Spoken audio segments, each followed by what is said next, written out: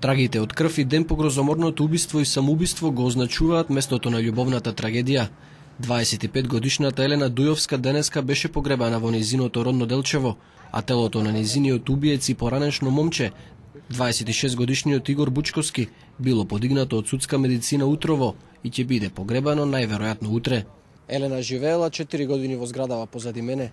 Соседите денеска беа шокирани и во тага, но никој од нив не сакаше да зборува пред камера. Зад камерата соседите раскажуваат дека Елена била тивка и мирна девојка. Живеела заедно со помалиот брат во станот, собственост на нивните родители.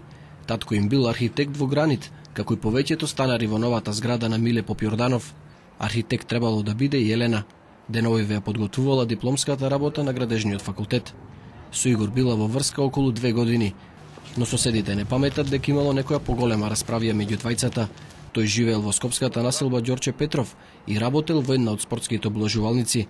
Откако Дујовска пред еден месец го напуштила, посесивниот Игор паднал во депресија, раскажуваат неговите колеги. Вчера решил да стави крај на љубовното разочарување.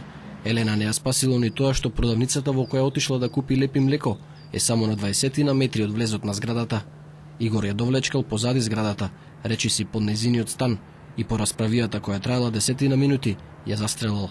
Потоа си пресудил и самиот. Пиштолот чешка зброевка со кој пукал бил нелегален, информираше денеска полицијата.